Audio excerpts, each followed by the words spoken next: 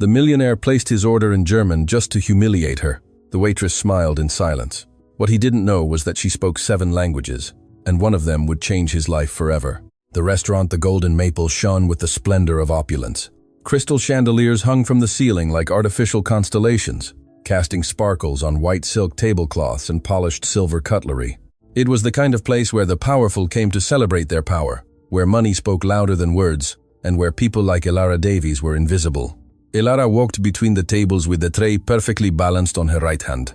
She had been working there for months, always with the same routine: arrive early, clean, serve, smile, and go home with aching feet and her pride intact, because that was the only thing no one could take from her: her pride.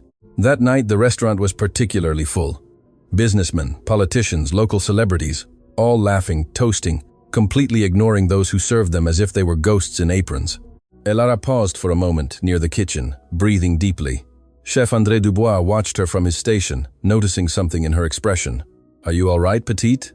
he asked with that deep voice that always sounded like an embrace. "Yes, chef, it's just a long night." "Every night is long when you work for people who think money makes them better than you." André wiped his hands on his apron. "But remember what I always say, dignity is priceless, and you have more dignity in one finger than all of them combined in their wallets." Elara smiled faintly. André was one of the few who treated her like a person in that place.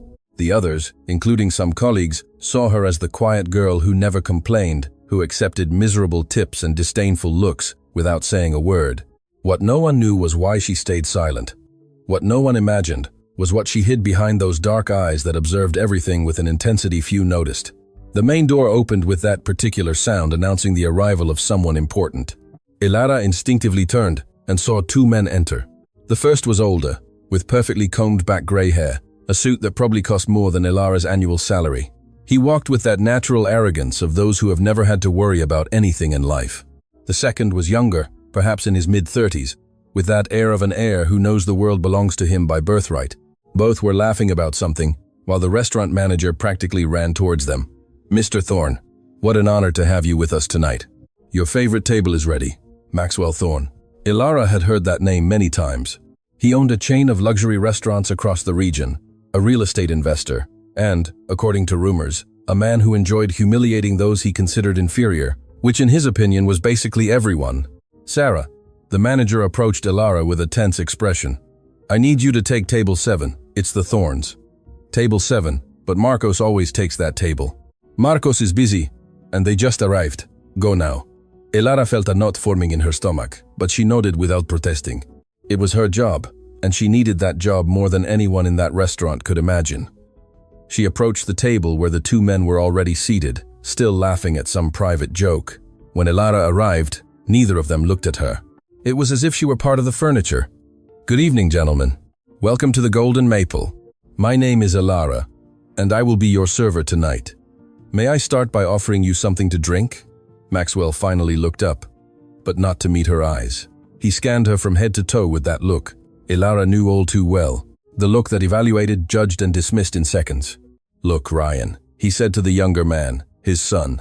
Elara recalled. "How kind of them to send us the prettiest one." Ryan let out a snicker.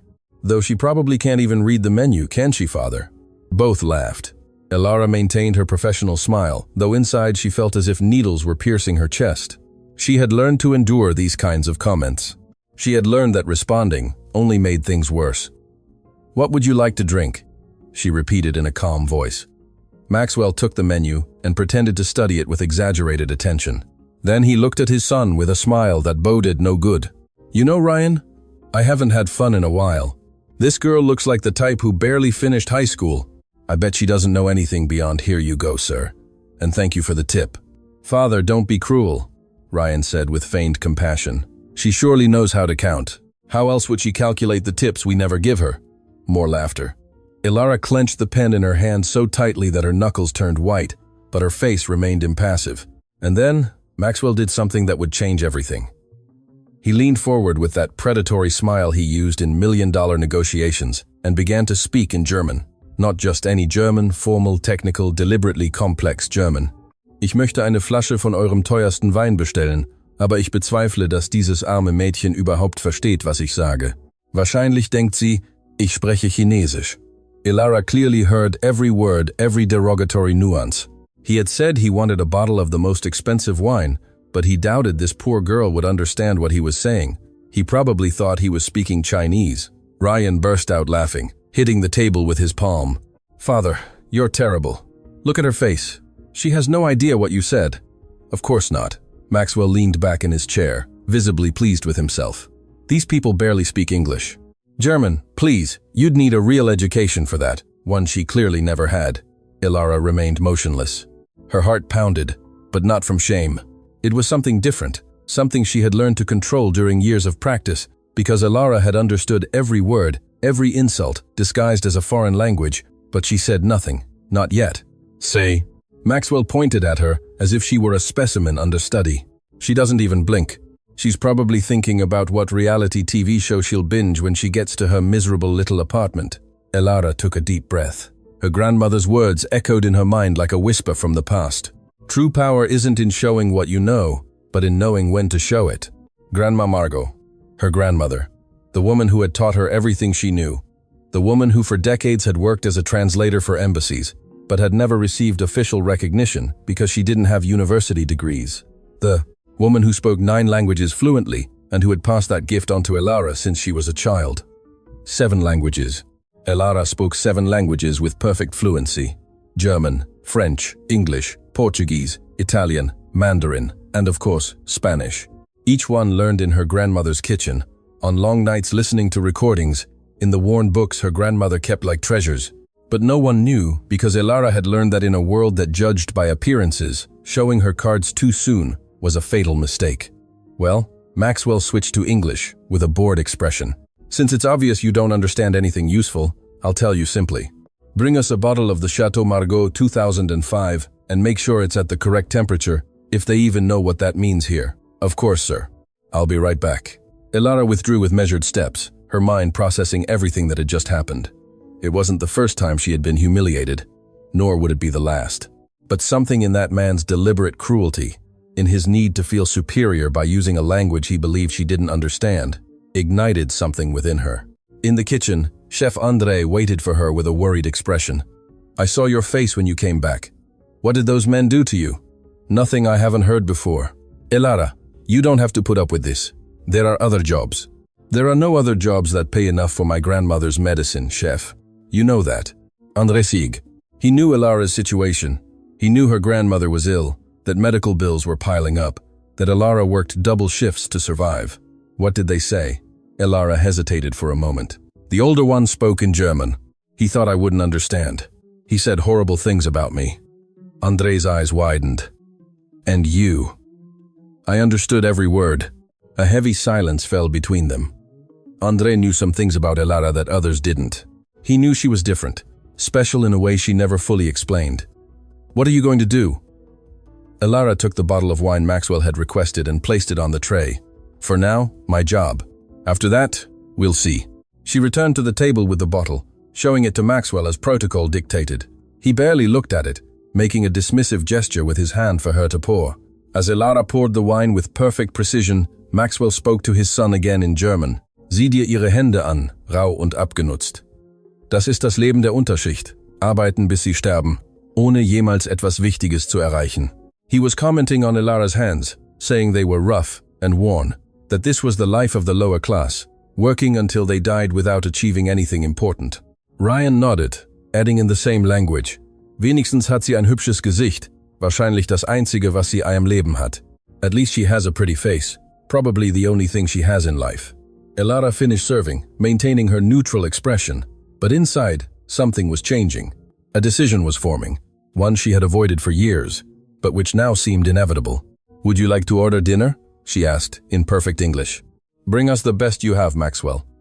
He didn't even look at the menu, and I expect it to be truly the best. I know the owners of this place. "One mistake, and you're out of a job." "Understood, sir." Ilara withdrew again, but this time she stopped in a corner of the restaurant where she could observe the table without being seen. The Thorns continued laughing, speaking in German about business, about people they had ruined, about employees they had fired for fun, and then she heard something that made her blood run cold. Maxwell mentioned the name of a hospital, the same hospital where her grandmother was being treated. He spoke about an investment he was considering, about how he planned to buy part of the hospital and optimize costs, which in his language meant cutting services for patients who couldn't afford luxury treatments. Die Alten und Kranken, die sich keine Privatversicherung leisten können, sind sowieso eine Last für das System, he said coldly. Wenn wir das Unternehmen übernehmen, werden wir unrentable Abteilungen schließen. The old and sick who cannot afford private insurance are a burden on the system anyway. When we take over, we will close those unprofitable departments. Elara felt the world stop. Her grandmother depended on that hospital, on those unprofitable departments this man wanted to close, on doctors and nurses who treated patients no matter how much money they had. Her hands trembled, not from fear, but from something deeper. A silent fury she had kept contained her whole life was beginning to overflow, but she would not act impulsively. That was not what her grandmother had taught her. The right moment, she whispered to herself. Everything has its right moment. She returned to the kitchen, where Sarah, the manager, was waiting with a serious expression.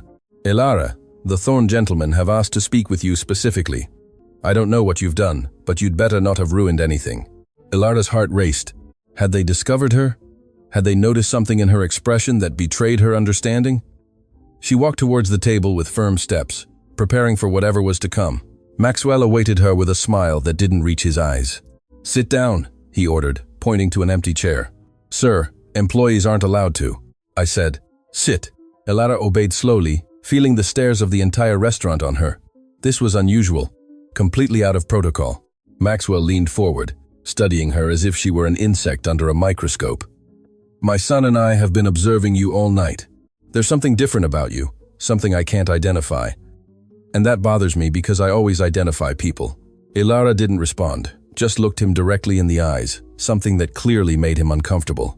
I'm going to make you an offer, Maxwell continued. I need staff for my restaurants. People who know how to serve, who are discreet, who don't cause problems. I'd pay triple what you earn here. It was a trap. Elara knew it. Men like Maxwell didn't make generous offers without expecting something in return. That's very kind, sir, but I'm fine where I am. Maxwell's smile froze. No one said no to him. Excuse me? I said I appreciate the offer, but I prefer to stay here. Ryan let out an incredulous laugh. Did you hear that, father? The waitress is turning down your offer. Maxwell narrowed his eyes. I don't think you understand your position, girl. I'm not asking. I'm telling you what you're going to do. And I am telling you, with all due respect, that my answer is no. The silence that followed was so thick it could be cut with a knife. Nearby diners had stopped talking, observing the scene with a mix of horror and fascination. Maxwell slowly rose to his feet, his imposing height casting a shadow over Elara. You will regret this. His voice was low, dangerous. No one says no to me, especially someone like you. Elara also stood, surprising herself with her own audacity. Someone like me? She repeated. And what exactly am I, Mr. Thorn? A nobody, a waitress who doesn't know her place in the world. Elara smiled for the first time all night. She smiled, genuinely. You're right about one thing, sir. I am a waitress, but you're wrong about everything else. She turned to leave, but Maxwell's voice stopped her. Du wirst bereuen, zur Arbeit gekommen zu sein. Ich werde dafür sorgen, dass du nie wieder in dieser Stadt arbeitest. You'll regret having come to work tonight. I'll make sure you never work in this city again. Elara stopped, her back to him, her heart pounding. The moment had come. She turned slowly, looking him directly in the eyes. And then, in perfect German, with an impeccable accent, she replied, Ich verstehe jedes Wort, das Sie heute Nacht gesagt haben, Herr Thorn, jede Beleidigung, jeden Plan. Und ich verspreche Ihnen, der Einzige, der etwas bereuen wird, sind Sie. I understand every word you have said tonight, Mr. Thorn, every insult, every plan. And I promise you, the only one who will regret anything will be you. The expression on Maxwell's face was something Elara would never forget. The color drained from his face. His eyes widened with a mix of shock and disbelief. Ryan dropped his wine glass, the red liquid spilling over the white tablecloth like blood on snow. Elara turned and walked towards the kitchen, leaving behind the stunned silence of the city's most exclusive restaurant.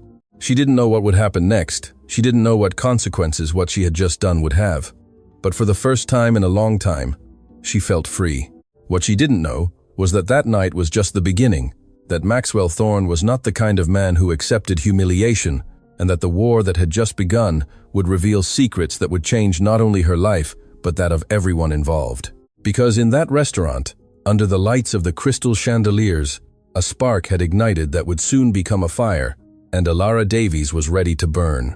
The kitchen doors closed behind Ilara with a dull thud that resonated like the end of one chapter and the beginning of a much darker one. Her heart pounded so hard she could feel it in her temples, in her wrists, in every corner of her body that trembled with a mix of adrenaline and terror. What had she done? Chef André was the first to reach her side, taking her by the shoulders with firm hands. "Ilara, what happened out there? The whole restaurant is silent." "I've never seen anything like it," I responded. Ilara's voice came out barely as a whisper. "In German. I told him I had understood everything." André's eyes widened. "You answered Maxwell Thorne to his face in German?" Before Ilara could answer, the kitchen doors burst open violently. Sarah Chen, the manager, entered, her face contorted with fury and panic. "Ilara, what on earth did you do?" "Mr. Thorne is furious. He's demanding to speak with the owners right now." "Sarah, he was humiliating me. He thought I didn't understand, and I don't care what he thought." Sarah interrupted her abruptly. "Do you have any idea who that man is? Do you have the slightest idea what he can do to us?" Ilara felt the kitchen walls closing in on her. The other employees looked at her with expressions ranging from compassion to resentment. Some seemed admired by what she had done, but most were simply scared. "Sarah," André intervened. "Whatever happened, Ilara is one of our best employees. We can't." "Silence, André. This is not your concern." Sarah turned to Ilara with eyes that dripped coldness. "You're suspended, without pay, until the owners decide what to do with you. Now get out through the back door. I don't want Mr. Thorne to see you leave." Ilara felt as if she had been punched in the stomach. Suspended, without pay. The words echoed in her mind as she thought of her grandmother's medicine, the outstanding bills, the rent that was due in days. "Sarah, please, I need this job. My grandmother is ill, and you should have thought of that before you decided to play the hero." Sarah pointed towards the back door. "Out. Now." Ilara looked into André's eyes, hoping to find some support, but he could only lower his gaze helplessly. There was nothing he could do, not against the manager, not against the weight of the Thorne name. With trembling hands, Ilara took off her apron and left it on the stainless steel table. She walked towards the back door, feeling each step as if she were walking towards a precipice. Outside, the alley was dark and smelled of garbage and dampness. Ilara leaned against the brick wall, letting the tears she had held back finally run down her cheeks. What was she going to do now? Her phone vibrated in her pocket. It was a text message from an unknown number. "You made a very serious mistake tonight, and mistakes are paid for. Sincerely, someone who will be watching you." A shiver ran down her spine. Maxwell, Ryan, someone who worked for them. The message was clearly a threat, but what could they do to her that they hadn't already done? The answer would come sooner than she imagined. Ilara walked through the empty streets towards the bus stop. At that hour, public transport was scarce, and she had to wait almost 40 minutes in the dark, constantly looking over her shoulder, feeling that someone was watching her from the shadows. When she finally arrived at her small apartment on the outskirts of the city, she found her grandmother Margot awake, sitting in her favorite chair by the window, looking at the distant city lights. "You're home early, my dear." Grandma Margot's voice was weak, but warm, as always. "Did something happen?" Ilara knelt beside her grandmother, taking her wrinkled hands in hers. How to tell her the truth? How to explain that she had lost the job that allowed them to survive? "Grandma, I did something tonight. Something I perhaps shouldn't have done." Margot's eyes, though tired from illness, shone with that sharp intelligence that age had not managed to extinguish. "Tell me everything, Ilara. Don't leave anything out." And Ilara did. She told her about the Thorns, about the humiliations in German, about the plans to buy the hospital, about her response and the consequences that followed. When she finished, she expected to see disappointment on her grandmother's face. Instead, she saw pride. "You did well, my dear." Margot squeezed Ilara's hands with surprising strength. "You did exactly what you had to do." "But Grandma, I lost my job. I don't know how we're going to." "Listen to me." Margot interrupted her firmly. "I spent my whole life being silent, my whole life being invisible so that people like that Thorne could feel superior. I translated for ambassadors, for presidents, for people who governed entire countries, and none of them knew my name. None of them thanked me. None of them saw beyond the woman who served coffee and translated their words." Tears were now running down both their cheeks. "I don't want that for you, Ilara. I don't want you to live your life in silence. You have a gift that I gave you with all my love. And that gift is not for hiding, it's for using it, to defend yourself, to defend others who cannot defend themselves." Elara hugged her grandmother, feeling the fragile body under her arms, the bones that protruded where there had once been firm flesh, the heart that beat weakly, but with unbreakable determination. "I'm scared, Grandma. That man has power. He can destroy us. Power without honor is just noise, my dear. And noise, no matter how loud, eventually fades." That night, Elara could barely sleep. Her mind replayed the events of the restaurant again and again. Maxwell's words, the threatening text message, the uncertainty of the future. Every time she closed her eyes, she saw the millionaire's face transforming from mockery to fury when she spoke in German. The next day, the reality of her situation became even clearer. When she tried to call the restaurant to speak with Sarah, no one answered. When she went in person, the security guard prevented her entry, saying she was no longer welcome. "I'm sorry, miss." The guard, an older man who had always treated her well, seemed genuinely apologetic. "Orders from above. I can't let you in, but your things, your last pay, they told me they will send it by mail, along with your termination letter." Termination letter? Not just suspended, fired. Elara walked through the city in a daze. What was she going to do now? She had savings for perhaps 2 weeks. After that, she didn't want to think about after. Her phone rang. It was a number she didn't recognize, but different from the threat last night. Elara Davies? A male voice? Professional? Cold? Yes, this is she. This is Liam O'Connell, lawyer for Thorne Enterprises. "My client wishes to meet with you this afternoon. It's an urgent matter." Elara's heart stopped for a second. "Meet with me? For what?" "That will be discussed in person. You have 1 hour to present yourself at the corporate offices of Thorne Enterprises. The address will be sent to you by message. I strongly suggest you do not fail to attend." The call cut off before Elara could respond. Minutes later, she received the address, an office building in the financial district, the kind of place people like her usually only entered to clean floors. Part of her wanted to ignore the summons, but another part, the part her grandmother had raised never to run from problems, knew she had to go. She had to know what they wanted. She had to face whatever came. She changed into the best clothes she had, a simple white blouse, a dark skirt, shoes she had bought at a second-hand store, but which still looked presentable. She looked at her reflection in the mirror and took a deep breath. "I can do this," she whispered. "I can do this." The Thorne Enterprises building was a tower of glass and steel that rose into the sky like a monument to the power of money. Elara entered through the revolving doors and found herself in a lobby that was larger than her entire apartment. The receptionist, an impeccably dressed woman with an expression of professional boredom, looked her up and down with that scrutiny Elara knew all too well. "May I help you?" "I have an appointment. My name is Elara Davies." Something changed in the receptionist's expression. Recognition, curiosity, pity. "Of course. They're waiting for you. 27th floor. The elevators are to your right." The elevator ascended in silence, the numbers changing on the digital screen like a countdown to something inevitable. When the doors opened on the 27th floor, Elara found herself in front of another receptionist, this one even more intimidating than the previous one. "Miss Davies, this way, please." She was guided down a hallway with walls covered in art that probably cost more than Elara would earn in her entire life. At the end of the hallway was a double dark wood door. The receptionist knocked gently, and a voice from inside said, "Come in." Maxwell Thorne's office was exactly what Elara expected. Enormous, ostentatious, designed to intimidate. Floor-to-ceiling windows showed the city spread out below like a kingdom waiting to be conquered. And there he was, sitting behind a mahogany desk that looked like an altar to his own ego. Beside him, Ryan, with that same contemptuous smile from the night before. And in a corner, a man in a gray suit who must have been the lawyer who had called her, Miss Davies. Maxwell didn't get up, nor did he make a gesture to greet her. "How kind of you to accept our invitation." It didn't sound like an invitation. It sounded like an order. Ryan let out a laugh, but his father raised a hand to silence him. "Direct. I like that.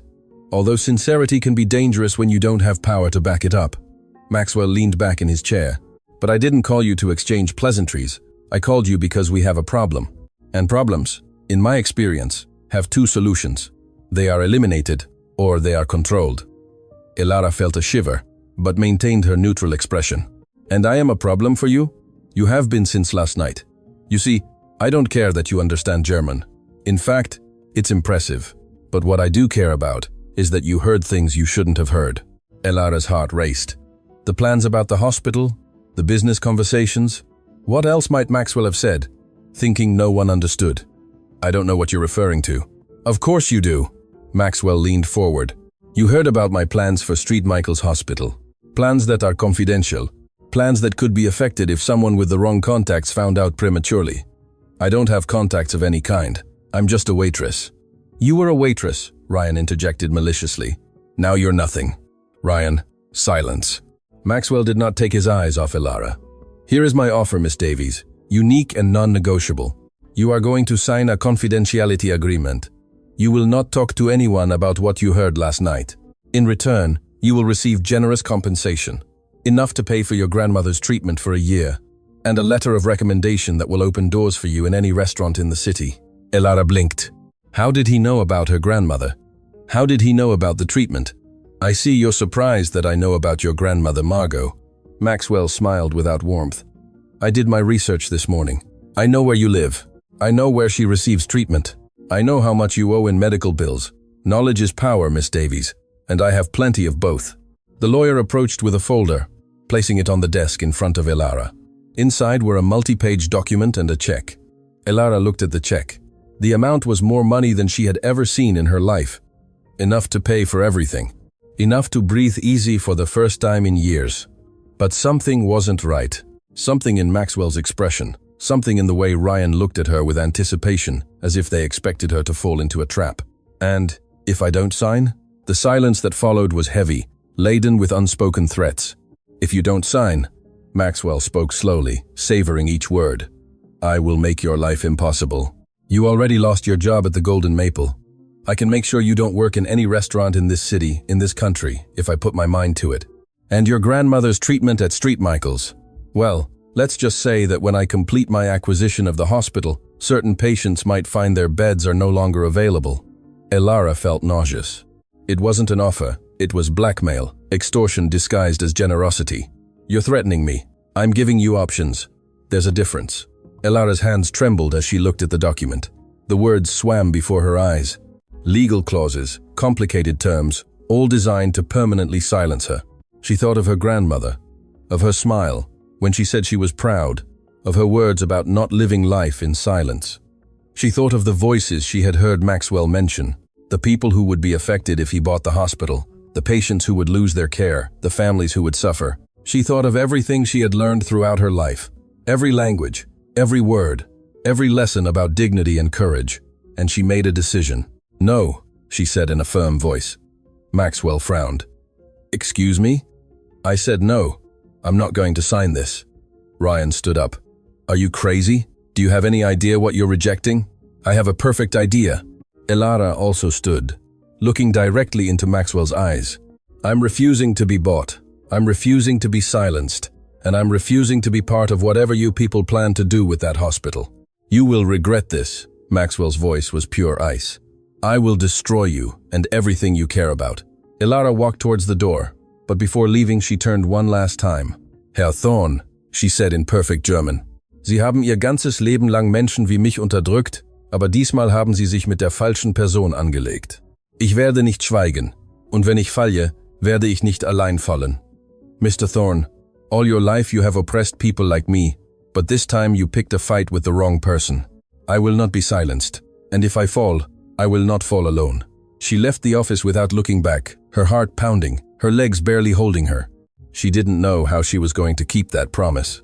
She didn't know what resources she had against a man with Maxwell Thorn's power, but she knew one thing with absolute certainty. The war had officially begun, and Elara Davies had no intention of losing it. What she didn't know was that very afternoon, while she was returning home to hug her grandmother and plan her next move, Maxwell Thorn was making a call that would change everything. I need you to thoroughly investigate that girl, he said into the phone with an icy voice. I want to know every secret, every weakness, every person she cares about, and when you have everything, we will completely destroy her.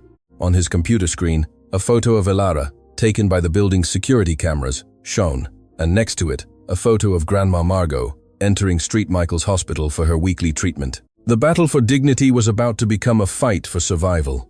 The walk back home was the longest Elara had ever taken in her life. Each step felt like lead. Each breath was a conscious effort not to collapse in the middle of the street. She had defied a giant, and now that giant was preparing to crush her. When she opened the door to her small apartment, She found something she didn't expect. Her grandmother Margot was not in her chair by the window. She was standing, leaning on her cane, with an old suitcase open on the bed. "Grandma, what are you doing?" "You shouldn't be up for so long. I'm looking for something, my dear." Margot spoke with a determination Elara hadn't heard in months. "Something I should have shown you a long time ago." Elara approached, concerned about the effort her grandmother was making. Illness had weakened her body, but it had clearly not touched her spirit. "Grandma, please, sit down. Whatever it is, I can find it." "No, I have to find this myself." Margot's wrinkled hands rummaged through the contents of the suitcase. Yellowed papers, old photographs, letters in time-worn envelopes. Finally, her fingers closed around a worn but carefully preserved brown leather folder. "Here it is." Margot sank onto the bed, breathing heavily. "Sit down, Elara. What I'm about to tell you will change everything you think you know about our family." Elara obeyed, her heart pounding with a mix of curiosity and fear. What secrets could her grandmother be hiding? What did it have to do with what was happening now? "Many years ago, before you were born, I worked as a translator for diplomatic families," Margot began, her voice carrying back to decades past. "I had no degrees, but I spoke 9 languages. I learned them the same way I taught you, by listening, practicing, living among people from all over the world. I know that already, Grandma. What you don't know is who I worked for during the last years of my career as a translator." Margot opened the folder and took out a black and white photograph. In it appeared a much younger version of herself, elegantly dressed, next to a man in a suit Elara didn't recognize. This man was Arthur Thorne, Maxwell's father. Elara felt as if the ground opened beneath her feet. "You worked for the Thornes for 5 years? I was his personal translator in all international negotiations. Arthur built his empire with my help, translating contracts, closing deals, facilitating communications with partners around the world." Tears began to form in Margot's eyes as she continued. "Arthur was different from his son. He was ambitious, yes, but he had honor. He treated me with respect. He even promised me that when he retired, he would give me a share of the profits from the businesses I had helped build. I had signed documents, legal agreements. And what happened? Arthur died suddenly. A heart attack, they said. And when I went to claim what was mine, I met Maxwell. He was barely 25 then, but he was already the cruel man you know now." Margot pulled another document from the folder. It was a contract with official signatures and seals. "This is the original agreement. Arthur promised me 5% of Thorne Enterprises' profits as compensation for my years of service. But when I showed it to Maxwell, he laughed in my face." Margot's voice broke with the memory. "He told me that a domestic employee had no right to anything, that if I tried to claim legally, he would use all his power to destroy me. And he did. He hired lawyers who invalidated the contract, claiming that I had no legal capacity to sign agreements of that nature. They took everything from me, my reputation, my savings, my dignity." Elara took her grandmother's hands, feeling decades of injustice concentrate in that moment. "Why did you never tell me?" "Because I was ashamed. Ashamed of having been so naive. Ashamed of not having been able to defend myself. And fear, Elara. Fear that if you ever crossed paths with the Thornes, they would discover who you were and harm you. But now they already know who I am." "Exactly." Margot squeezed Elara's hands tightly. "That's why you need to know the full truth. Because there's something else in this folder.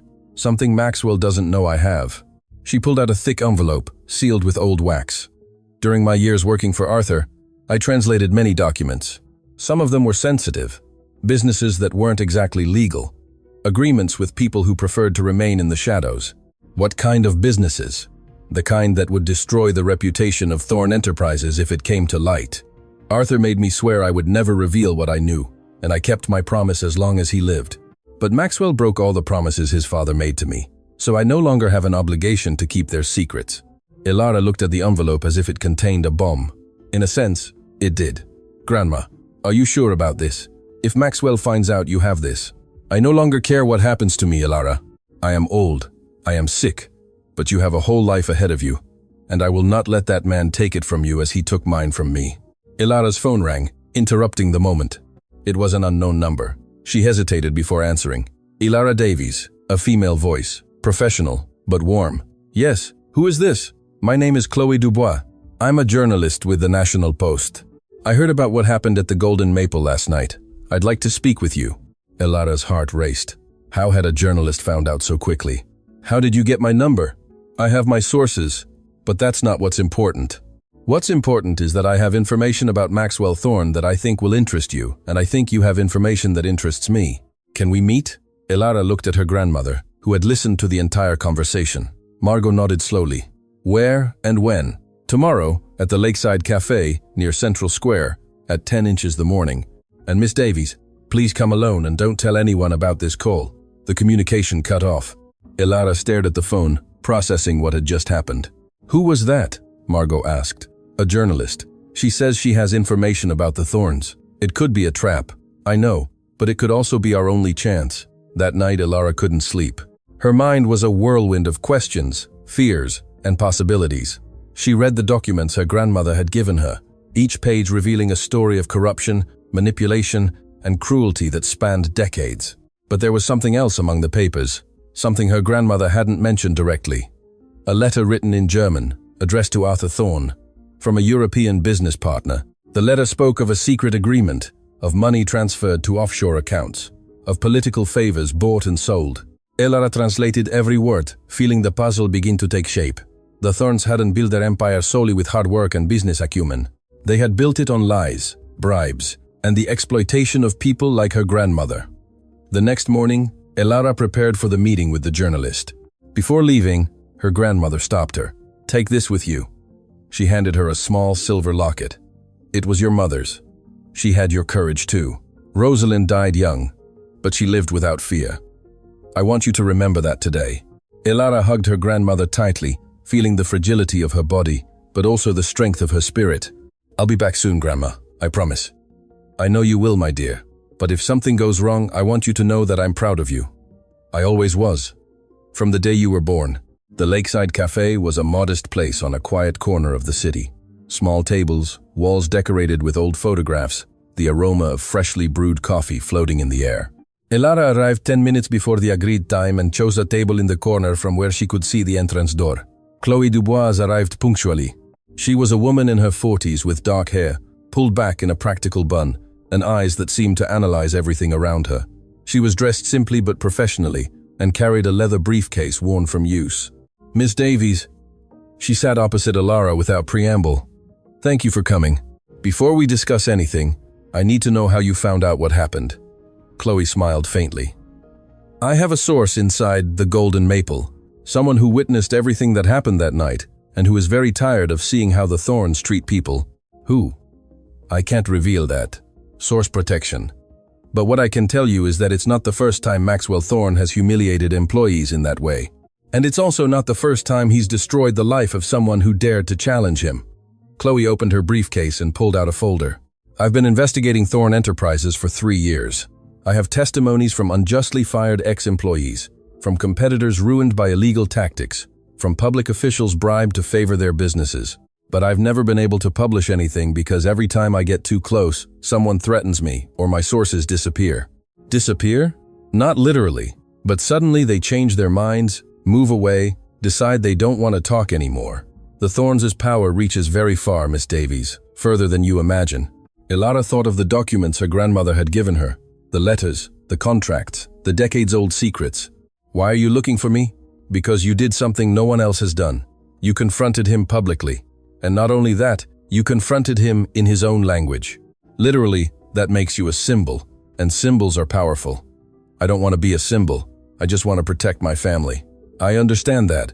But sometimes the best way to protect our family is by exposing those who threaten us. Chloe leaned forward. Miss Davies, I am preparing a report that could destroy the Thornes, but I need more evidence. Solid evidence that they cannot deny or buy. Do you have anything like that? Elara hesitated. Trusting a stranger was risky, but going it alone against the Thornes was suicide. I have documents, she finally said. Documents my grandmother kept for decades. Contracts, letters, agreements that prove illegal activities. Chloe's eyes gleamed with interest. What kind of activities? Bribes, tax evasion, agreements with people who operated outside the law. All translated and documented by my grandmother when she worked for Arthur Thorne. Your grandmother worked for the Thornes for 5 years? And when Arthur died, Maxwell stripped her of everything that was legally hers. Chloe leaned back in her chair, processing the information. This is bigger than I thought, much bigger. There's something else. Elara took a deep breath. Maxwell is planning to buy St. Michael's Hospital. He wants to close the departments that serve patients without resources. My grandmother receives treatment there. Do you have proof of that? I heard it directly from his mouth in German. He thought no one understood. Chloe took a recorder from her briefcase. Would you be willing to give a recorded testimony? To tell everything you know, including about your grandmother? Ilara thought of Margot, of her tired but proud smile, of the decades of silence she had endured, of the opportunity to finally get justice. Yes, I'm willing. For the next 2 hours, Ilara spoke, telling everything. The night at the restaurant, the humiliations in German, the meeting at Thorn Enterprises offices, the blackmail, the threats, and then she told her grandmother's story. Each word was like lifting a weight from her soul. When she finished, Chloe put away the recorder with a serious, yet hopeful, expression. This is enough to start, but I need to see those original documents. Can you get them for me? I'll have to talk to my grandmother. They are hers, not mine. I understand, but do it soon. The Thorns won't stay quiet. If they find out we're working together, they'll try to stop us. Ilara nodded, getting up to leave, but before she could take a step, Chloe stopped her. One more thing, Miss Davies. Last night I received an anonymous call. Someone warned me to be careful with you, that you were dangerous, unstable, that nothing you said could be trusted. Ilara's stomach churned. Who called? They didn't leave a name, but I recognized the number. It was from Ryan Thorne's personal cell phone, so it was him. Ryan had been the one who sent the threatening message the night of the restaurant. Ryan was trying to discredit her before she could defend herself. And why did you decide to meet with me anyway? Chloe smiled. Because in my experience, when someone like Ryan Thorne tries to destroy a person's reputation before meeting them, it means that person has something they fear. And I want to know what it is. Ilara left the cafe with a mix of hope and terror. She had an ally. She had a plan. But she also had powerful enemies who were willing to do anything to silence her. As she walked to the bus stop, her phone vibrated with a text message. It was from Chef André. Ilara, I urgently need to see you. I found out something about the Thorns you need to know. It's about your grandmother. Please, come to the restaurant after 11 p.m. when it's closed. Enter through the back door. It's important. Ilara read the message 3 times. What could André know about her grandmother? Why such urgency and secrecy? Something wasn't right, but at the same time, André had always been kind to her. He had always protected her. She could trust him. Could she trust anyone? What Ilara didn't know was that at that very moment in the offices of Thorn Enterprises, Maxwell Thorne was receiving the report of the investigation he had ordered. And what that report contained not only revealed who Ilara Davies really was, it revealed a secret that connected the two families in a way no one would have imagined. A secret that, if it came to light, would destroy much more than reputations. It would destroy lives. The clock ticked past 10:40 p.m. when Ilara got off the bus 2 blocks from the Golden Maple. The streets were almost empty, dimly lit by streetlights that cast long shadows on the damp pavement. It had rained during the afternoon, and the air still smelled of wet earth and asphalt. Every step she took towards the restaurant increased the uneasiness in her chest. André's message kept replaying in her head. What could he know about her grandmother? Why so much mystery? Why meet secretly after closing? Before leaving home, Ilara had hesitated. Margot noticed her unease. Where are you going at this hour, my dear? André asked me to meet. He says he has important information. The chef? Margot frowned. And why can't he tell you over the phone? I don't know, Grandma, but André was always good to me. I trust him. Margot had looked at her with those eyes that seemed to see beyond words. Be careful, Ilara. In times of war, even friends can unwittingly become enemies. Ilara had promised to be cautious, but now, standing in front of the alley leading to the back door of the restaurant, her grandmother's words resonated like a warning she perhaps should have heeded more carefully. The alley was dark. The only light came from a lamp over the back door that flickered intermittently as if it were about to go out. Ilara walked slowly, her senses alert, her heart pounding harder and harder. The door was ajar. André, she called softly, pushing the door open carefully. The kitchen was in semi-darkness. The stainless steel surfaces gleamed faintly under the emergency light that was always left on. Everything was silent. Too silent. André, are you here? A noise to her right made a spin sharply. A figure emerged from the shadows. But it wasn't André. It was Ryan Thorne. Ilara's heart stopped for a second before beginning to beat with uncontrolled force. She instinctively backed away, but another figure appeared behind her, blocking the exit. Maxwell Thorne. Good evening, Miss Davies. Maxwell's voice was soft, almost gentle, which made it even more terrifying. "How kind of you to accept our invitation." "Where's André?" Elara managed to ask, her voice trembling despite her efforts to remain calm. "The chef?" Ryan let out a contemptuous laugh. "He's at home sleeping peacefully. He has no idea we used his name to get you here." The message had been a trap from the beginning. Elara felt nauseous, realizing how easily she had fallen. "What do you want from me?" Maxwell walked slowly towards her, his shoes echoing on the kitchen floor with each step. "What I want, Miss Davies, is to understand something that has been bothering me since I received a certain report this afternoon." He took an envelope from his inner pocket. "You see, when I ordered you to be investigated, I expected to find the typical debts, family problems, perhaps some embarrassing secret I could use to pressure you, but what I found was much more interesting." He opened the envelope and pulled out several documents. "Did you know that your mother, Rosalind Davies, worked briefly for my father many years ago, before you were born?" Elara felt as if the ground moved beneath her feet. Her mother had never known much about her. Margot rarely spoke of Rosalind, and when she did, it was with such profound sadness that Elara had learned not to ask. "I don't know what you're talking about." "Of course you don't, because your grandmother made sure to erase that part of history." Maxwell smiled coldly. "Your mother was beautiful, according to records. Intelligent, too. My father hired her as a personal assistant when she was barely 19. Margot already worked for us then, translating documents. I suppose it was she who recommended her daughter." "What are you getting at?" "To the truth, Miss Davies. To the truth your grandmother has hidden from you your entire life." Ryan approached from behind, too close for Elara's liking. She could feel his breath on her neck, his menacing presence. "My father was a man of diverse appetites," Maxwell continued. "And your mother was young, vulnerable, alone in the world, except for her mother Margot. It's not hard to imagine what happened." "You're lying!" Elara's voice came out louder than she expected. "My mother died when I was a baby in an accident." "That's what Margot told you." Maxwell shook his head with false compassion. "How convenient. The truth is much more complicated. Your mother didn't die in an accident, Miss Davies. Your mother disappeared. She left one night without a trace, leaving you with Margot. And the reason she left, well, that has to do directly with my family." Elara felt the world spinning around her. Her mother hadn't died. Margot had lied to her whole life.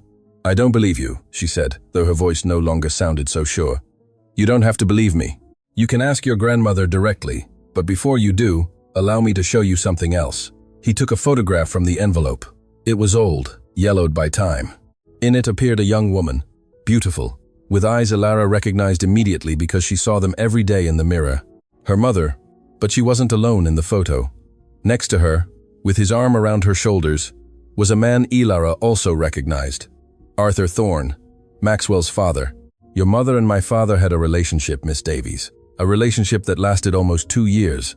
And when it ended, well, let's just say the consequences were permanent."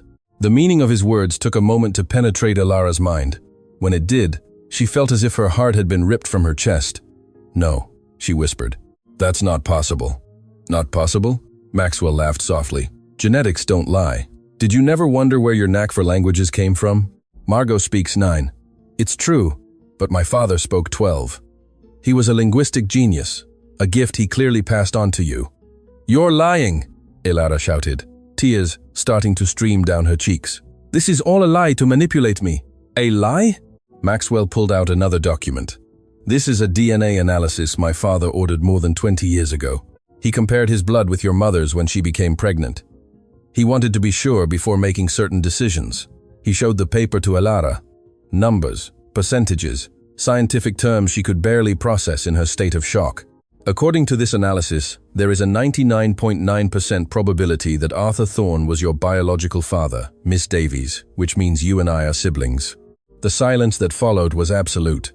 Elara couldn't move, couldn't speak, couldn't even breathe. The world as she knew it had collapsed in a matter of minutes. "Of course," Maxwell continued in a casual tone, "my father never officially recognized you. When he discovered the pregnancy, he offered your mother money to disappear. Rosalind refused the money, but she disappeared shortly after you were born anyway. No one knows exactly what happened to her. Some say she fled, others have darker theories." "What did you do to her?" Elara finally found her voice, harsh with tears. "What did you do to my mother?" "I didn't do anything to her. I was a child then. But my father was a man who protected his legacy at any cost. An illegitimate child, especially a daughter, would have been a scandal, a stain on his perfect reputation. Ryan spoke for the first time since he had revealed his presence. The irony is that all these years my grandfather's illegitimate daughter has been serving tables in restaurants, cleaning houses, surviving on scraps, while we inherited everything that technically also belongs to you. Shut up, Ryan. Maxwell shot him a warning glance. We're not here to discuss inheritances. Then what are we here for? Elara asked, wiping away her tears with fury. To torture me with secrets from the past? To watch me crumble? We're here to offer you a deal. Maxwell put the documents back in the envelope. Now that you know the truth, you have two options. The first, you remain silent about everything, about what you heard in the restaurant, about the hospital plans, about these documents. In return, I will ensure your grandmother receives the best possible medical treatment at no cost, and you will receive a monthly amount that will allow you to live comfortably. And the second option? The second option is that you continue with your little crusade for justice, that you talk to journalists, that you try to expose me. But if you choose that path, I will not only destroy your life and your grandmother's, I will also make sure the world knows you are an illegitimate thorn who is just looking for money. I will turn your story of struggle into a story of greed. And believe me, I have the resources to do it. Elara stared at him. This man was her brother. They shared blood, they shared a father, but they shared nothing else. He was everything she despised, everything her grandmother had taught her to reject. Why? She asked softly. Why so much hatred? If what you say is true, we are family. For the first time, something changed in Maxwell's expression. A shadow crossed his face, something that could have been pain or resentment. Family. My father spent his last years obsessed with you, not with his legitimate children, not with the empire he built, with the daughter he had abandoned. Before he died, he confessed to me that the biggest mistake of his life was not having recognized you, that you were his true heir, not me. The bitterness in his voice was palpable. So, don't talk to me about family, Miss Davies. You stole my father's love without even knowing it, and now you want to steal everything else from me. I don't want anything from you, Elara said firmly. I just want justice for my grandmother, for my mother, for all the people your family has destroyed. Then you chose the second option. Maxwell gave a signal, and two men appeared from the shadows. Bodyguards by their appearance, large, intimidating, with empty expressions of professionals accustomed to unpleasant jobs. Escort Miss Davies home. Make sure she understands the consequences of her decisions. Elara felt panic growing in her chest. What were they going to do to her? What were they going to do to her grandmother? But before the bodyguards could touch her, a voice echoed from the kitchen door. Stop! Police! Nobody move! The lights flashed on, momentarily blinding everyone. Elara blinked, trying to understand what was happening. Several officers entered through different doors, weapons in hand, shouting orders, and behind them, with an expression of contained triumph, was Chloe Dubois. What the hell is this? Maxwell roared. This, Mr. Thorne, is the end of your reign. Chloe approached with a microphone in her hand. Everything you just said was recorded. Every threat, every confession, every detail about what your family did to Rosalind Davies. That's illegal. You can't record without my consent. Actually, we can. When there is suspicion of criminal activity, authorities can authorize surveillance. And thanks to certain documents we received this morning, we had more than enough suspicion. Maxwell turned to Elara with murderous fury in his eyes. You knew this was going to happen? No. Elara shook her head, as surprised as he was. I knew nothing. She's telling the truth, Chloe interjected. Elara didn't know about the operation, but someone else did. Someone who has been waiting years to see justice. From behind, the officers emerged a figure that made Elara's heart stop. Grandma Margot. Her grandmother walked slowly, leaning on her cane, but with her head held high and her eyes shining with a strength Elara had never seen. Grandma. How? When you left tonight, I knew something was wrong. Margot spoke with a clear, firm voice. I called Miss Dubois. She contacted the authorities. And together, we prepared this. She approached Maxwell, looking him directly in the eyes without a trace of fear. For 25 years I kept silent. For 25 years I carried the pain of losing my daughter because of your father. But tonight I heard everything you said, and now the world will hear it too. Maxwell Thorne, for the first time in his life, was speechless. Officers began to handcuff him while he yelled about lawyers and lawsuits. Ryan tried to flee, but was stopped before reaching the door. Elara ran to her grandmother, hugging her tightly. "Grandma, is everything he said true about my mother? About Arthur?" Margot held her, tears streaming down her wrinkled cheeks. "It's true, my dear. All of it is true. And the time has come for you to know the whole story."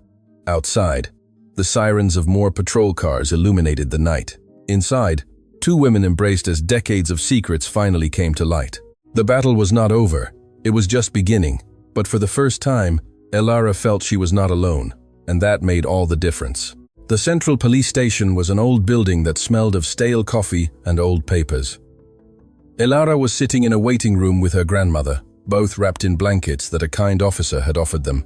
Outside, dawn was beginning to paint the sky with pink and orange hues, but neither of them had slept. Chloe Dubois had spent the last few hours giving statements, presenting evidence, coordinating with the prosecutors who had arrived urgently when they learned the magnitude of the case. Maxwell and Ryan Thorne were in separate cells, their lawyers already working frantically to secure their release on bail, but for the moment they were behind bars, and that was enough. "Grandma," Elara finally broke the silence that had enveloped them for hours. "I need to know everything about my mother, about Arthur, about what really happened." Margot closed her eyes for a moment, as if gathering strength from somewhere deep in her soul. When she opened them, there was a mix of pain and relief Elara had never seen. "Your mother was the light of my life, Elara. Rosalind Davies had your same smile, your same determination, your same inner fire. When I looked at her, I saw all the good the world could offer." Her voice trembled, but she continued. "I had been working for the Thorns for 3 years when Rosalind turned 19. She needed a job, and I thought I could protect her if she worked with me. How wrong I was." Elara took her grandmother's hand, feeling the fragile bones under the wrinkled skin. Arthur noticed her from the first day. It was impossible not to notice her. Rosalind had that ability to light up any room she entered. At first, I thought his attentions were simply kindness from an employer to a new employee, but soon I realized it was something more. She loved him. Margot sighed deeply. Rosalind believed she loved him, and perhaps, in his own twisted way, Arthur loved her too. But the love of men like him always comes with conditions, with limits, with secrets. She paused, looking towards the window where the rising sun was beginning to filter golden light. When Rosalind discovered she was pregnant, Arthur changed completely. The charming and attentive man became cold, calculating. He offered her money to not have the baby. Rosalind refused. He offered her more money to disappear, to go far away and never contact the Thorne family. Rosalind refused that too. What did she want?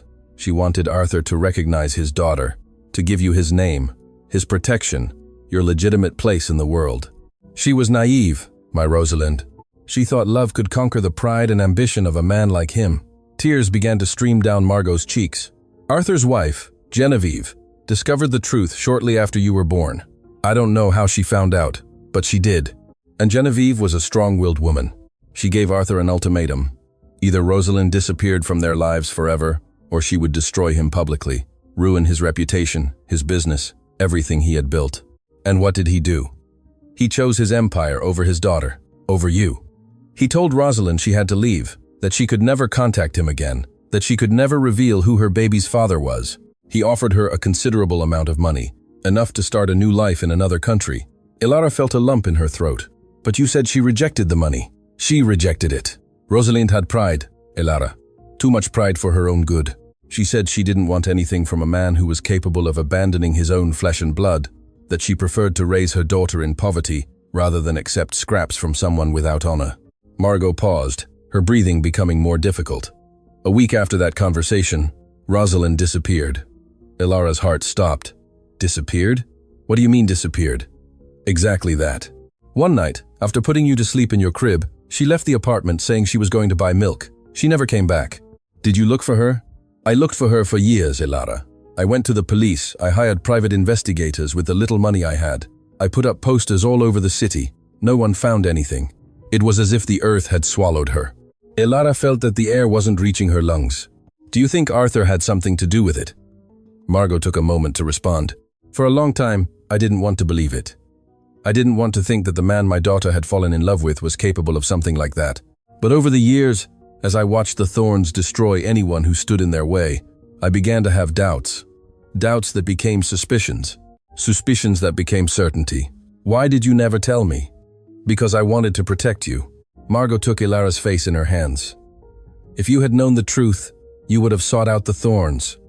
You would have demanded answers, and they would have destroyed you, as they destroyed everyone else. I preferred you to believe your mother died in an accident. At least that way you could have peace. Peace? Ilara got up abruptly, frustration and pain mixing in her voice. Do you think I lived in peace believing my mother was dead? Do you think it didn't hurt every holiday without her? Every birthday? Every important moment of my life where she should have been? I know, my dear, I know, and I'm sorry. I'm sorry I lied to you. I'm sorry I wasn't stronger, braver. I'm sorry for everything. Ilara looked at her grandmother, this woman who had sacrificed everything to raise her, who had worked until she was sick to give her a future, who had carried impossible secrets for decades. And despite the pain, despite the betrayal she felt, she couldn't hate her. She knelt in front of her, taking her hands again. I forgive you, Grandma, but I need to know one more thing. Do you think my mother is still alive? Margot looked at her with eyes full of a hope she had kept hidden for years. I don't know, Ilara, but they never found a body. There was never any proof she was dead. And there's something I never told you, because I didn't want to give you false hope. What? 5 years ago, I received a letter. No return address, no signature. It just said, she's fine, don't look for her. It was written in French. Ilara felt a shiver run down her spine. French? Why French? Rosalind spoke French perfectly. I taught her when she was a child, just as I taught you. It was our secret language, the one we used when we didn't want anyone else to understand. Did you keep the letter? It's in the leather folder with all the other documents. The door to the room opened, and Chloe Dubois entered, looking exhausted but satisfied. Ladies, we have news. The prosecutor has decided to file formal charges against Maxwell and Ryan Thorne. Extortion, threats, and we are investigating possible connections to the disappearance of Rosalind Davies. Ilara stood up immediately. They can investigate that? After so many years? There's no statute of limitations for certain crimes, Miss Davies. And with the recorded confessions from last night, we have enough to reopen your mother's case. Margot let out a choked sob. Truly? After all this time? Truly, ma'am. Chloe approached, placing a gentle hand on the elderly woman's shoulder. But we need your full cooperation. All documents, all letters, everything you have stored away. I will, Margot nodded. Everything, every paper, every photo, every memory. If it helps find my Rosalind, I'll hand it over without hesitation. Chloe looked at Ilara with a serious expression. There's something else you should know. During the interrogation, Ryan started talking. It seems he wants to negotiate a reduced sentence in exchange for information. What kind of information? He says he knows what really happened to Rosalind Davies. He says his grandfather Arthur told him the truth before he died, and that Maxwell also knows it, but has never admitted it. The world seemed to stop. Ilara felt her knees weaken. Ryan, he knows where my mother is? We're not sure yet. He could be lying to get a better deal. But the prosecutors are going to interrogate him further. If there's any truth to what he says, we'll find it. The following hours were a whirlwind of statements, signatures, legal procedures that Ilara barely understood.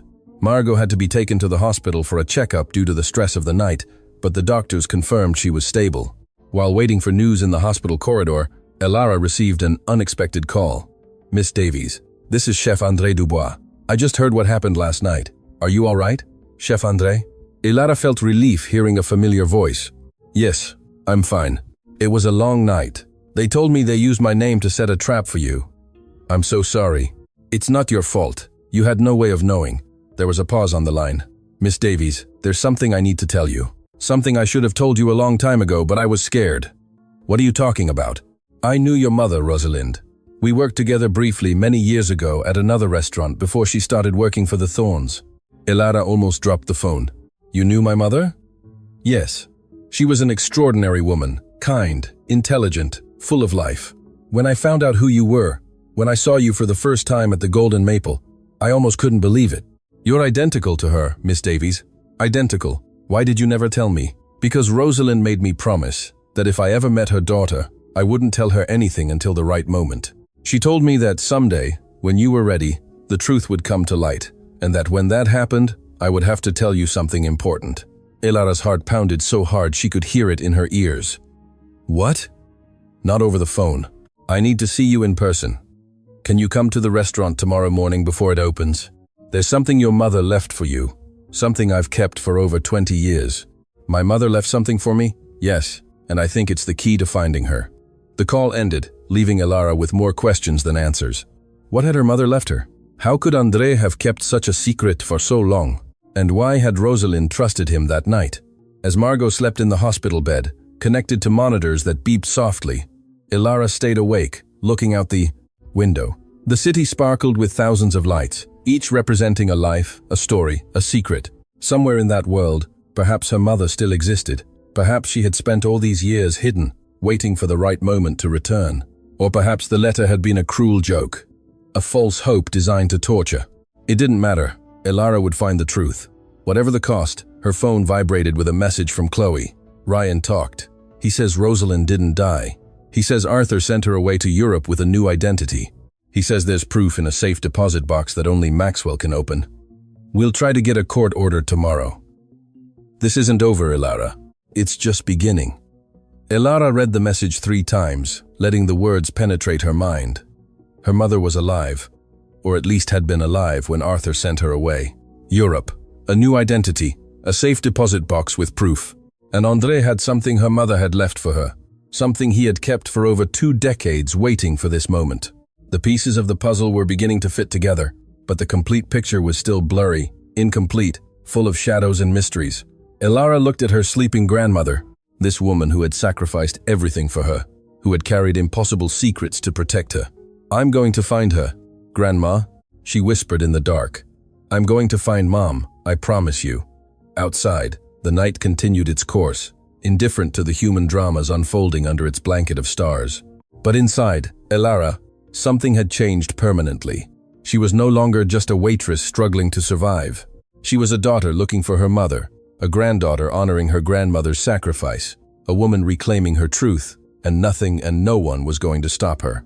Not even the ghosts of the past that still remained to be discovered, because in the Thorne family's safe deposit box awaited secrets no one had imagined. Secrets that would not only change Elara's life, they would change everything she thought she knew about her family, about the Thornes, and about the night Rosalind Davies disappeared forever. The sun was barely beginning to peak when Elara arrived at the Golden Maple. The restaurant looked different in the dawn light, stripped of its glamour, revealing the cracks in the walls and the wear of the years, as if the building itself knew it no longer had to feign perfection. Chef André awaited her at the back door, the same place where days earlier her nightmare had begun. But this time, the chef had a different expression. It wasn't worry or fear. It was something Elara couldn't fully identify. Nostalgia, anticipation, guilt. Thank you for coming, Miss Davies. His voice was softer than usual. I know that after everything that happened here, this place must bring back bad memories. Memories don't scare me, chef. What scares me is not knowing the truth. André nodded slowly and led her inside. They crossed the empty kitchen until they reached a small room in the back that Elara had never noticed. It was barely a storage closet full of dusty boxes and old utensils. I worked here for 32 years, André spoke as he moved boxes. Long before the Thornes bought this place, long before you were born. He stopped in front of a rusted metal box, hidden behind sacks of flour. When I met your mother, I was barely a kitchen assistant. Rosalind would sometimes come with Margot while she did translations for a businessman who dined here regularly. Your mother was extraordinary. She had that light some people possess, that ability to make everyone around them feel special. Were you close? We were friends, good friends. Rosalind had no one else but Margot. And I was alone in the world too. We understood each other. André opened the metal box with a small key he wore around his neck.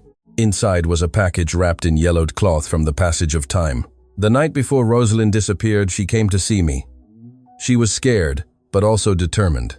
She told me she had to leave, that she couldn't explain why, but that she needed to ask me a favor. André's hands trembled as he unwrapped the package. She gave me this. She made me swear I would keep it until her daughter was ready to receive it. She told me, when Elara is strong, when the world can no longer ignore her, then you will know it's time. Inside the package were 3 objects: a letter sealed with red wax, a small photograph, and a passport. Elara took the photograph first. In it appeared Rosalind, clearly pregnant, smiling at the camera with one hand over her belly. On the back of the photo, in elegant handwriting, was written, "For my Elara. The day I knew you would be my greatest gift." Tears began to fall before Elara could stop them. The passport. Andre pointed to the document. Look at it. Ilara opened it with trembling hands. It was a French passport, and the name that appeared was not Rosalind Davies, it was Marie Dubois. Her mother had a false identity. She had gotten it months before she disappeared, Andre explained. I think she was planning to flee, to start a new life away from the thorns. But then, if she had everything prepared, why didn't she take me with her? That, Miss Davies. I think the letter explains.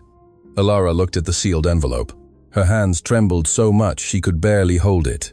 Her whole life, all the unanswered questions, all the emptiness in her heart, perhaps the answers were there, in that yellowed paper, waiting to be read. She broke the seal carefully, as if the envelope might disintegrate at any moment. Inside were several sheets written in her mother's handwriting, the same handwriting she had seen in the letter Margot kept, Rosalind's handwriting. Ilara began to read aloud, needing to hear her mother's words filling the silence.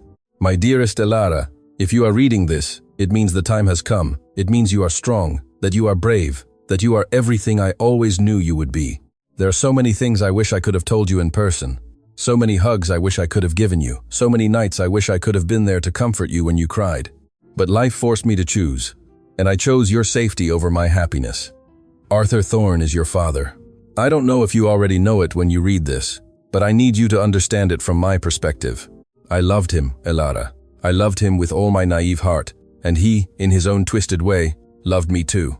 But the love of men like him always has limits, and those limits are power and money. When I became pregnant, Arthur offered me money to disappear. I refused. I wanted him to recognize you, to give you your place. I was foolish to think his love was stronger than his ambition. Then his wife, Genevieve, discovered everything, and she was not like Arthur. She was dangerous. She threatened me directly. She told me that if I didn't disappear, she would make sure something bad happened to you, to my baby, to my Ilara. I couldn't risk it. I couldn't put you in danger. So I made a deal. I would leave, disappear forever. In return, Genevieve promised they would never touch you, that they would let you live in peace with your grandmother. Arthur accepted the deal, but with one condition. I couldn't take you with me. He said you were his blood, that he wouldn't allow his daughter to grow up in poverty in some foreign country. It was the hardest decision of my life, Ilara. Leaving you was like tearing my heart from my chest, but I did it because I loved you more than my own life. I left you with Margot because I knew she would raise you with love, with values, with the strength I couldn't give you directly. I went to France, took a new identity, built a new life, but never, not for a single day, did I stop thinking about you. I never stopped loving you. I never stopped dreaming of the moment I could see you again. Years ago, when I learned Arthur had died, I thought about returning. But Maxwell already controlled everything, and he was worse than his father, crueler, more ruthless. I was afraid of what he might do to you if I appeared, so I waited. I waited for you to be strong enough to confront them. I waited for the world to see who you really are. And if you are reading this, it means that moment has come. Ilara, my love, my life, my reason for existing. I am alive. I have been alive all these years, waiting for you. And if you want to find me, if you want to know me, if you can forgive me for having left you, there is a place in Paris, a small café in Montmartre, called Le Coin Secret. I go there every Sunday morning for 20 years. I always order the same thing, coffee with milk and a croissant. I always sit at the same table by the window, and I always look towards the door waiting for the day my daughter walks through it. I love you, Ilara. I loved you from the moment I knew you existed. I will love you until the last breath of my life. Your mother, Rosalind. Ilara finished reading, and the silence that followed was absolute. Tears streamed down her face uncontrollably, falling onto the paper, mixing with words that had waited more than 2 decades to be read. André cried too, unashamed, not trying to hide it. She's alive, Ilara whispered. My mother is alive. She always was, Miss Davies, waiting for you, loving you from afar. Ilara hugged the letter against her chest, feeling as if her mother's arms were embracing her across time and distance. At that moment, her phone rang. It was Chloe. Ilara, we have the court order. They opened the Thorns' safe deposit box, and we found something you need to see urgently, something about your mother, something Maxwell hid for years. Ilara looked at André, then the letter, then the passport with the name Marie Dubois. I'm on my way. Because her mother's letter had answered many questions, but what awaited in that safe deposit box would reveal that Rosalind Davies' story was much more complex than anyone had imagined, and that Ilara's journey was just beginning. The Thorns' safe deposit box contained decades of secrets, documents of bribes, illegal contracts, evidence of shady dealings that would shake any business empire. But none of that mattered to Ilara at that moment. What mattered was a manila envelope with her name written in handwriting she would now recognize anywhere, her mother's handwriting. Chloe handed it to her with careful hands. Maxwell kept it here for years. Apparently, Rosalind sent this letter to Arthur shortly before he died, asking him to give it to his daughter. He never did, and Maxwell decided to bury it, along with all the other secrets of his family. Ilara opened the envelope. Inside was a single sheet and a recent photograph. In the image appeared a woman with graying hair, bright eyes, and a smile that was exactly like hers. Rosalind, her mother, alive, real, waiting for her. The letter was brief. My Ilara, if you ever read this, I want you to know that I never stopped fighting for you. Every year on your birthday, I sent letters to your father, asking him to deliver them to you. He never did, but I keep waiting. I will always wait. Le coin secret every Sunday until my heart stops beating. I love you, Mom. Ilara looked at Chloe, then at André, who had arrived with her, and finally made a decision that would change her life forever. I need to go to Paris. The flight lasted hours that seemed like eternities. Margot could not travel due to her health condition, but she insisted that Ilara go. Go, my dear, she had told her in the hospital, holding her hands tightly. Go find my Rosalind. Tell her I forgive her. Tell her I never stopped loving her. And bring her back home. Chloe took care of everything. The tickets, the hotel, the contacts in France who would help if anything went wrong. The report on the Thorns could wait. This was more important. It was Sunday when Ilara arrived in Montmartre. The cobblestone streets gleamed under a spring sun. Artists painted on the corners. Musicians played melodies that floated in the air like promises. And there, on a narrow street, was the café her mother had mentioned. Le Coin Secret, the refuge of souls. Ilara stopped in front of the door, her heart pounding so hard she thought everyone around her could hear it. What if her mother wasn't there? What if she had stopped going? What if after so many years she no longer wanted to be found? But then she remembered Margot's words. Courage is not the absence of fear, it is acting in spite of it. She pushed the door and entered. The café was small, cozy, with walls covered in old photographs, and the aroma of freshly brewed coffee filling every corner. There were few people at that early hour, a young couple in a corner, an old man reading the newspaper, and by the window, at a table for two, a silver-haired woman looked out at the street with the expression of someone who has waited a lifetime. Ilara could not move, could not breathe, could do nothing, but look at that woman, who was her mother, who had sacrificed everything to protect her, who had spent more than 2 decades waiting for this moment. Then Rosalind turned her head, their eyes met, and the world stopped. Rosalind brought a hand to her chest as if her heart threatened to burst. Her lips trembled, forming a word that did not come out. Tears began to roll down her cheeks as she slowly stood up, without taking her eyes off Ilara. Ilara. Her voice was barely a whisper. My Ilara. Mom. That single word broke the dam that contained decades of pain, absence, unexpressed love. Rosalind ran towards her daughter and enveloped her in an embrace that seemed to want to recover all the lost hugs, all the goodnight kisses, all the tears she couldn't wipe away. My baby, Rosalind sobbed. My beautiful baby, you finally came. You finally came. Ilara cried too, clinging to her mother as if afraid she would disappear again. I found you, Mom. I found you. They remained embraced for minutes that seemed like hours, while the other customers of the cafe watched moved, without fully understanding what they were witnessing, but sensing the magnitude of the moment. When they finally separated, Rosalind took Ilara's face in her hands, studying every detail, as if she wanted to memorize every line, every expression. You are beautiful, she whispered. More beautiful than I ever imagined. And those eyes. You have my eyes, and your smile. According to Grandma Margot, how is my mother? She's waiting for you. She's ill, but she's fighting. She wants to see you, Mom. She wants you to come home. Rosalind closed her eyes, new tears escaping. Can she forgive me, after I abandoned her? She forgave you a long time ago. She just wants to hug you one more time. They sat together at the table by the window, the same table where Rosalind had waited for 20 years. And they talked. They talked for hours, sharing stories, filling gaps, building bridges over the abyss of time that had separated them.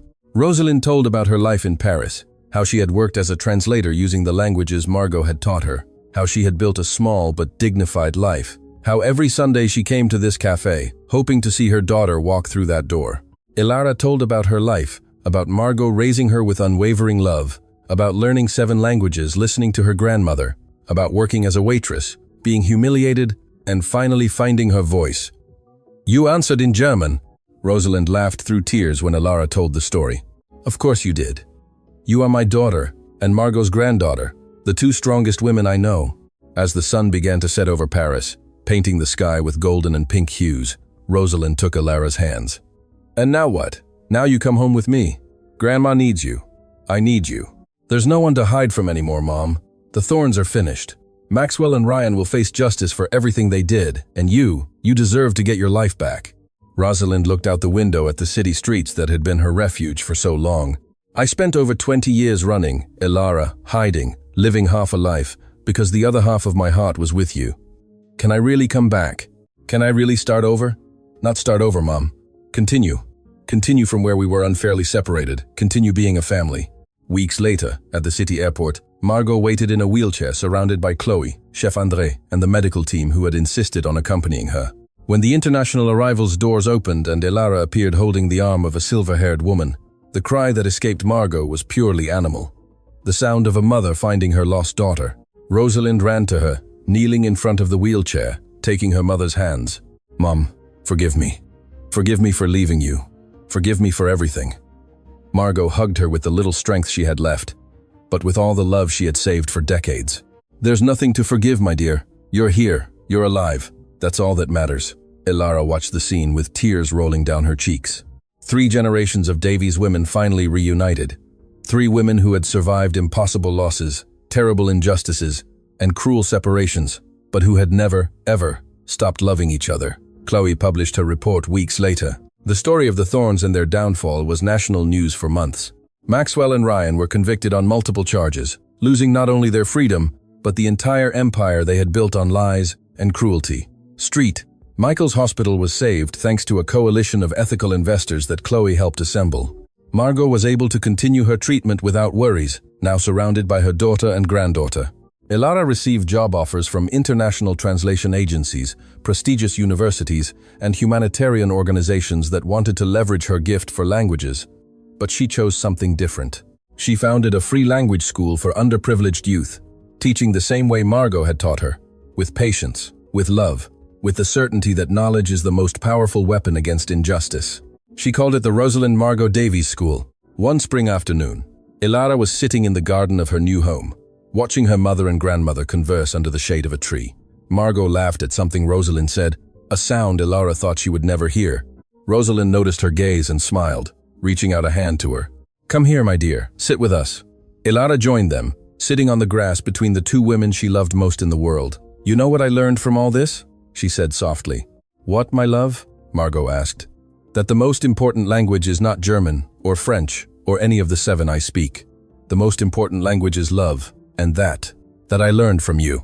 Rosalind and Margot exchanged a look, their eyes shining with tears of happiness. "And you speak it perfectly, my dear." Rosalind kissed her forehead. "You speak it perfectly." The sun set over the city, painting the sky with the same golden and pink hues Ilara had seen in Paris the day she found her mother. But now those colors had a different meaning. They were no longer the end of a day. They were the beginning of a new life. A life where 3 women the world had tried to separate were finally together. A life where truth had triumphed over lies. A life where love had conquered power. And that life, Ilara knew with absolute certainty, was the best ending she could have ever imagined, because it wasn't really an ending. It was the beginning of everything that always should have been.